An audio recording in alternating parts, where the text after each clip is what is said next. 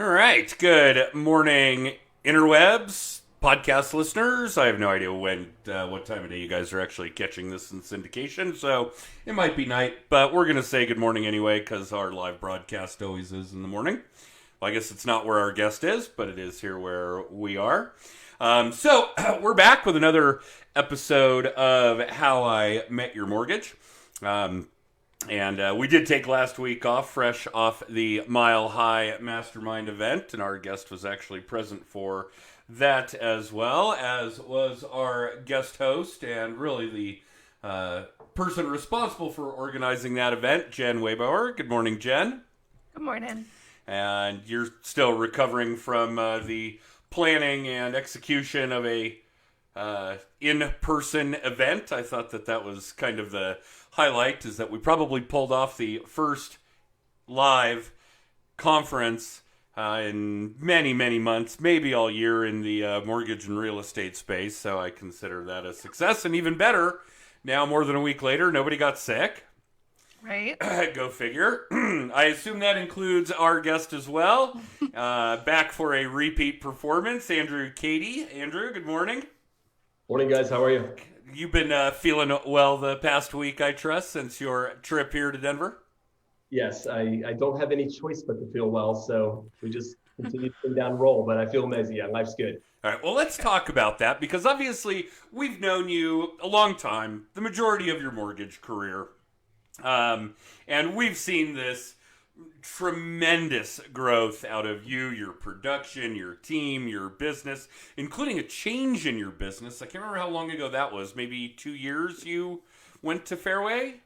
Yeah, year and 10 months, January of 2019, I joined. Yeah, I remember you and I having that conversation in person in Denver. I want to say on Christmas Eve or Christmas Day nearly 2 years ago. We get to see a lot of you, which is really, really cool. That was a special treat, as was your visit a month or so ago. And then, of course, having you here for the Mastermind event. So for those of you watching or listening and live or in syndication, Andrew's a repeat guest on the podcast, and he's really done some amazing and substantial things over the course of his career, which really isn't all that long. Andrew, how long have you been in the business? 5.5 years. April 2015 was my first closing. Okay. And what was your production like last year? How many units did you do? Did 199 for 46 million last year. Okay. And obviously the volume issue is market specific, so you guys take that with a grain of salt. And what are you going to do this year? Year to date, I'm at 260 for 65 million. And if my numbers hold true, which based on end of year projections, it'll be around 360 units for 91 million. 5 years in the business, 260 units year to date, and still going like gangbusters. Let's talk about that. What are some of the secrets that our audience should know? What are some of the obvious things, for that matter, that our audience should know? Because a lot of this we know and ignore, we know and don't execute, so on and so forth. What's different for you over the last year, the last two, since you changed companies, these kinds of things? What do you attribute, other than your absolutely psychotic work ethic, to that kind of growth? What can real estate agents and mortgage originators and even, financial planners, insurance agents learn from you having that kind of exponential growth and not ending up dead? Wow. Good question. I think there's a couple facets to it. Number one, an originator has to be good at their job. You have to become an expert in your field. You have to be the guy that reads the guidelines on the weekends. You have to be the guy that knows every in and out. If you don't, then you're not going to perform. And so, one facet of it is an originator that truly makes this their profession, doesn't make this a hobby, isn't someone that's like, oh yeah, I got 3 deals. No, this is a career. And if I'm going to choose to do this, I'm going to be the best I can at it. Second facet of it would be your staff and your team have to play at your speed. And that would probably be the biggest thing that I've had over the past couple of years. And right with that, the corporate structure of the company you work for, they have to be able to support your growth and you have to have teammates that you can rely on and not have to question. And that's what I've been just beyond blessed with over the past couple of years, especially really since I've started in the business, but amazingly over the last year and 3/4, is to have a team where if I say we need to do XYZ, I don't have to follow up. I still do, but I don't have to. It will be done. And the amount of times that my teams has dropped the ball, just flat dropped the ball on things I could count on one hand. And we're human, we're going to make mistakes. But you have to have a support team that runs at your pace and has the ability to keep up with your growth pattern. And you have to be able to structure and scale. And the third facet of it, I would squarely put on social media. Social media is one of those things that if you're out there and you're a very real, very authentic person, you're going to end up building people in your sphere of influence that are going to send you referrals. And if those first two facets are not in place, it's going to be a very short-lived relationship. But if you can get the relationship started and then back up what you claim to do on social media and actually rock people's worlds with bringing contract through close, that becomes a repeat business. And that's frankly why I love the mortgage business, because it's a snowball effect. You know, a real estate agent on January 1st of next year, chances of their clients they closed last year repeating business the next year are very small. They're starting at zero. They're farming. Whereas if I do a really, really good job with 68 referral partners like I had last year, on January 1st of this year, we're going to have 68 referral partners still sending me business, and I have the ability to add 10 more and to add 10 more. And that's really, there's no real secret sauce. It's hard work and having a team that runs. All right. So I think there are two really important facets that I want our audience to pick up on. We usually find that most people that are really successful in real estate, in mortgages, so on and so forth, will find two or three really important and productive things to latch onto that help drive their business. I think, Andrew, for you, it's technically three. Team structure, absolutely one of the modules. We cover at Just the Tips. And social media, that's one of the biggest modules that we cover. But I think the one that you kind of glossed over that I think is really important is this relationship, this referral partner relationship piece. And while we deem it important, and we have a brief but significant module on referral partners, I think that those are really the three things, and you don't need any more, that Andrew has latched onto to make sure that his business is successful. And there's no reason for him to take on 100 different avenues to try and generate business. It just doesn't make sense. It would spread him too thin. You can be an expert at 2 or 3 of these items, as Andrew is, and see that kind of growth, that kind of success, without having to keep track of literally a dozen or more. And I do see people struggling with a dozen or more different types of ways to help generate their business, generate leads. So I really want for our audience to key in on the fact that this isn't where you've got to take on everything that's available to you out there in order to be successful. If you find a few things that you really can make your own, they're malleable, you can make it authentic to you, you can systemize and automate as much of it as you can, then you really only need 2 or 3 pieces to make a complete puzzle. Case in point, Andrew Cady. For those of you that don't know Andrew and aren't in his market or aren't running in the same real estate and mortgage circles that he and Jen and I are, go check him out. Find him on social media. Go see the shit he's putting out there, because it is really, really impressive. In fact, not only is it impressive, but it gives all of us the belief, a true belief, that Andrew has got to be working 100 hours a week. And he's not.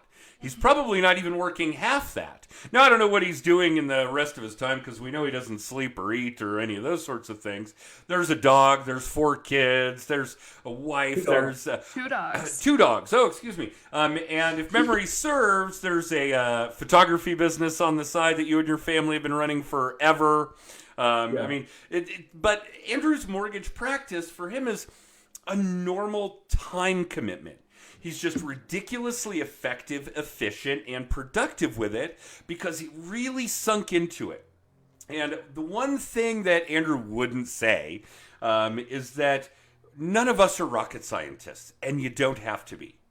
You've got to be logical, and you got to work hard to get to where Andrew's at. And now Andrew's at a point in his career where he can work a little less and a little less and spend time building his team so that he can work a little less and spend some time systemizing and automating his social media stuff so that he can work a little less and so on and so forth. And I really think that's kind of the thing that I want our audience to take away from this with you again, Andrew, is that it hasn't been that long.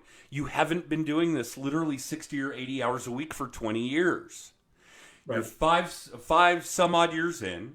You're working, what'd you say, 40, 45 hours a week in our pre-live conference. Crazy weeks, 50 hours. I mean, it's if I could go back to something you said about you don't have to refine your business by getting, business in from 12 different sources. This business, everybody in the mortgage origination game should want to go the distance. And I'm going somewhere with this. And, the end destination can be different for every person. But I got this analogy one time. It's like if someone walks into the New York subway system and they get on a train and they don't get off of it, they're going to go so much further in distance than someone who blindly gets off at every stop and gets on another train, because you're going to end up going forward and backward and you're not going to know where you go. This business you don't have to play the social media game the way I am. You may be someone who generates your own leads through ClickFunnels, but pick a horse and ride it. The mortgage originators as a whole, we are way too, shiny object. And, I like to say mortgage originators don't have ADHD, they have ADOS, which is attention deficit squirrel. Like we can't even pay enough attention to get to the HD. Got it. Yeah, and people are always like, oh, I've been chasing leads through this source, but another one hit the market. I'm going to go this direction. Just pick a horse and ride it. Just get on that train and ride it and become the absolute best at what you're going to do, whatever your field is. Mine is through referral partners and through social media. And pick that train and ride it and become the best at what you do. And you have to have the work ethic, and your team has to have the work ethic to back up the promises you put out there. All right, let's talk about that, because obviously a big subject for us here at Just the Tips, and a big subject for people that are going to achieve the kind of success that you've had, are going to have to focus some time, effort, energy, even some failures on their team structure, hiring, firing, building, workload to slough off, so on and so forth. Give us some insight as to your team, how it's structured, what kind of workload they're doing, how you found them. Give it to me, brother. Got it. Okay, so I'll go kind of high-level team structure. I am overall face of the business. I am the rainmaker bringing the deals to the table. I have a production partner. Production partner for me is someone that is my yin and yang. This person can take an application, they can speak directly to the referral source, they can work every facet of the business I have. They just don't bring the relationships to the table to bring the deals to the table. So I have a production partner that just works hand in hand with me. I have a team assistant that works with everything myself needs done, my production partner, my LOA. So I also have an LOA in place. And then I have a dedicated processor specifically to the team that processes we carry a pipeline of about 70 files. So he processes all those files. And then we also have a dedicated setup staff that sends disclosures, orders appraisal, does all the kind of back end work on every transaction. And I'm just working right now to bring a junior loan officer onto the team as well, that's going to start to work with my production partner and I to start to take, lead to closing some of the deals off the table as we grow this pipeline beyond 70, 80 loans. It's too much for two people to handle. So we begin to expand that out. That's my current setup, and the way we kind of, if you want to go into detail on it, I personally try to handle almost every inbound lead, except for after hours. We have other, my production partner will take some after hours, junior loan officer will take some. I'm having a 5 to 10 to 15 minute rapport building conversation with the client. getting that client to understand who we are, what we do, and then we send them to fill out an online application. Application comes in, the team assistant is running credit, structuring the base of the file, sending that file to my production partner, myself, as here's where the credit score is at, here's the rescore potential, WVOE in the file, all that information. Myself and my production partner have a standing phone call 2 times a day where we divvy those applications up. We each take 5, 6. We run through, call the client, send a pre-approval letter. LOA is tracking down and collecting all documents from the buyer. And that way, when we go under contract, we have every single document we need to send that file to set up, get disclosures out, and get the file into processing. So a lot of communication. Right off the bat, 2 phone calls a day with a single member of your team. That's a big deal. So communication's got to be king, just like the way you communicate with other parties involved in a transaction, your clients, the borrowers, the buyers. This is obviously a big deal internally for you guys as well. It is, yeah. I mean, communication is the building block of a relationship. And if my team and I can't have solid, consistent, open communication all day, every day, how on earth are we actually going to effectively communicate with our clients and our referral partners? So for us, communication's everything. You can have a deal that goes sideways. You can have a deal that ends in disaster. We all do our best to not have that happen, but it's going to happen at points. That's the name of this business. That happens sometimes. And communication is the moment of whether you lose a referral partner's relationship over that or not. Bad news should travel faster than good news. We should be always communicate. I've got to the point with some referral partners, they're like, please stop. Like, I don't need to get slow down. I don't need to know that the appraisal was ordered, it went to processing, it went to underwriting all in a day. Just shoot me a weekly update on it. Well, I do think that there's something to be said for that, although I'd prefer the communication. We joke about how in some cases on our in our mortgage practice that we do know when the underwriter goes to the bathroom because we see that level of communication, and I don't need to know when the underwriter goes to the bathroom, but thank you for letting me know. So yeah, there is something to be said for that extra volume, but I'm willing to bet that it's a pretty rare case where someone says to you it's too much communication. It is. Yeah, it's absolutely too. It's rare. And that's honestly one of the big wins of how we gain referral partners is through the listing agents on the transaction, where our touch points with the listing agents are 7, 8 times. We're personally calling them at contract. They're going to get notified when the appraisal's ordered, when it goes to processing, when it goes to underwriting, conditional approval, appraisal back, which is also a email and a phone call. And then they're also going to get notified at clear to close. And then they're going to get a follow-up handwritten thank you card after closing. There's so many touch points in this that I have listing agents contact me after a transaction and say, I've never seen anything like it. I'm going to be sending you buyers. And that's how we built this monster, is through way crazy amount of communication with our clients and referral partners. Wow. So I really hope our audience is keying in on that. Really solid communication with everybody, including people on the other side of the table on each transaction, result in more business from the people on the other side of that table. Boy, that just sounds so ridiculously logical, and yet so many people in the mortgage business fail to do it. I can't remember when it started, when I started hearing about it, but probably near the beginning of my mortgage career, 20 years. That if you're not in contact, if you're not in communication with the selling agent when you're representing the buyer or borrower, man, are you failing? That's just a big misstep. This is an opportunity to get to know somebody, see if you could have a relationship with them, and they do business because they're selling that house. This isn't somebody that's onesie-twosie it. What other industry has that afforded ability where you have 2 referral partner sources on almost every single one? Yeah. I mean, if you're in car sales, what if every single client you sold a car to, they had to have someone sitting at the table that was also helping sign the paperwork that was going to be a potential to send you 5, 6, 7 more people to buy cars? Like, I don't know of any other industry where we get the opportunity to earn a second referral source, not a second deal, a second referral source on almost every single transaction we do. It's crazy. It's crazy. And if it's done right, that's dozens or hundreds of deals over the career of a mortgage originator.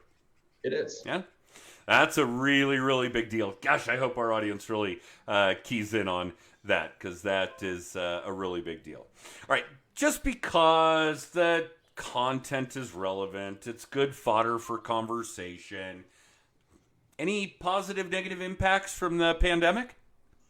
Positive. On my end, my team and I became, going back to last year, my biggest month that I had ever closed in business was 22 transactions, 4.7 million. And when we started seeing this whole COVID thing to come together, I didn't know what the impact would be. So we were kind of like batten down the hatches. Who knows what this is going to do to our industry? But starting in March was the first time I broke everything, and I closed 7.7 million in March. And it's just been consistently $7, $8, $9, $10 million a month since then.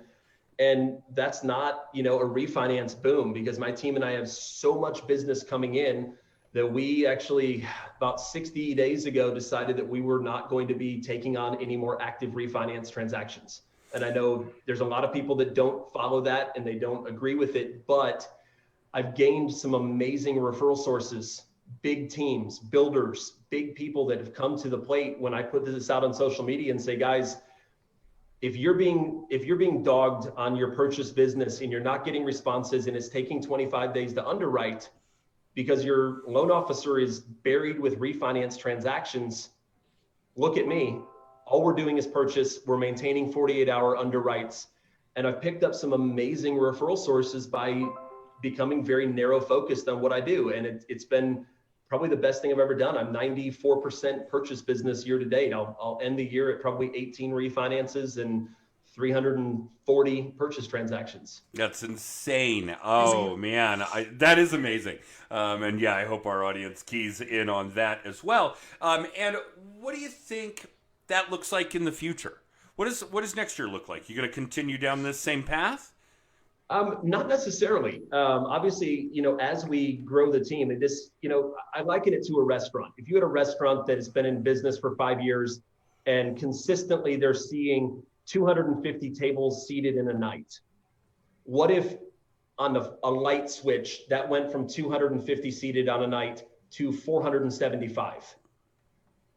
What are they going to do?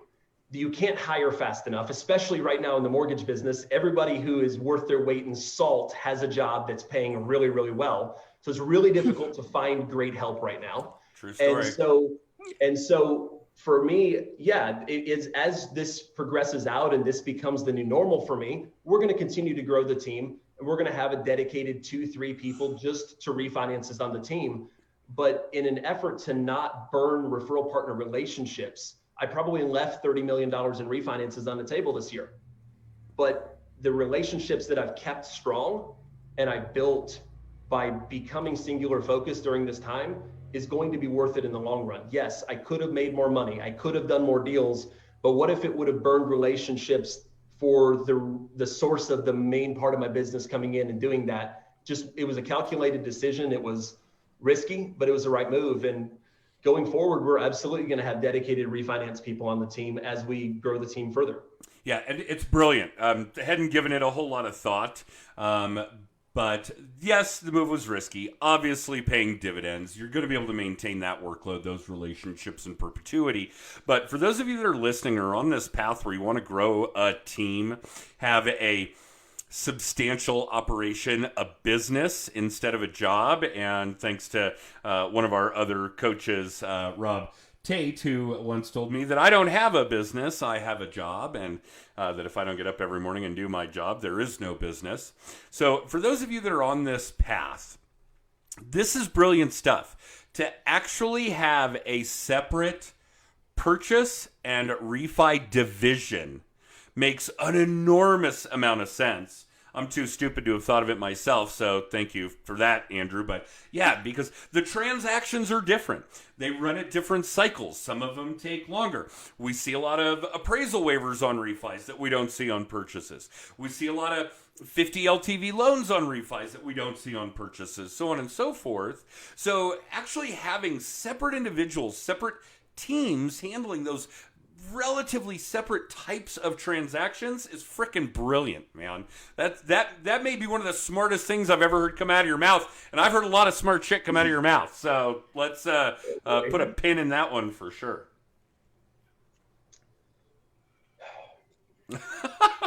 All right.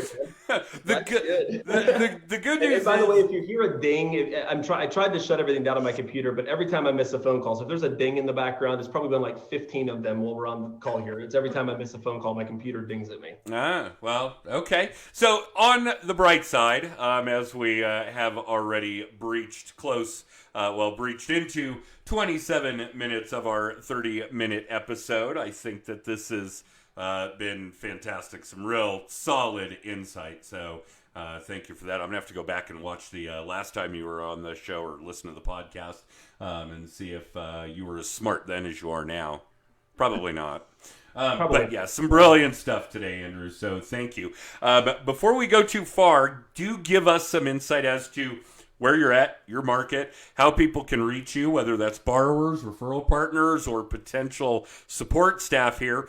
And for those of you that are listening thinking, well, I'm not going to, seek employment with a guy I listen to on a podcast. Jen and I will attest to the fact that we know Andrew really well. We just said, he's been in town. We hang out a few times over the last year, no less. And I would work for Andrew, except that I don't want to live in Florida. All right. So give us those highlights, Andrew. Where are you at? I'm located in North Florida, Jacksonville area. Licensed in Florida, Georgia, Colorado, ironically. I do, you can find me on any social media channel at Epic Mortgage Guy. You want to call me, 904-500-EPIC. That's where you can find me. Well, this has certainly been epic. Jen, am I missing anything? No, I just think next time I want to dive into Andrew's social media more and his social media strategy. So. Oh, there's a lot of conversation there. We're going to have to book Andrew for a episode next year, huh? Yeah, it's late 2021 is when we're booking. All right. Let's do it. Cool. All right. So for those of you watching or listening in syndication, thank you so much for tuning in. Again, if you want more information about us, if you want to find other episodes, including the last one we did with Andrew, I guess we won't give out any information about the Mile High Mastermind, although we did pick a date for 2021. Jen, what is that date? It is the last weekend of September. Okay, next year. There are numbers in there when it comes to dates at some point. But yes, we're back on track for the last weekend of September, which would be exactly 12 months from now. Andrew, I trust you had a good time, learned a thing or two being here last week. Absolutely. That mastermind event. So if you guys want more information about all of that, use that text code. If you're watching, it's on the bottom of your screen. If you're listening, it's text TIPS to 63566. You can get access to all of the podcasts. You can get access to the weekly little tip video blog that we do. You can get a copy of my book, Just the Tips. You can find out more about me and Jen and Rob. And yeah, that's it. So Andrew, thank you so much, man. That was a phenomenal episode. Thanks for having me. Yeah, absolutely. And for the rest of you, we will see you guys next week. We're on Mondays at 10:30 Mountain Time, 12:30 Eastern. You guys all have an amazing week.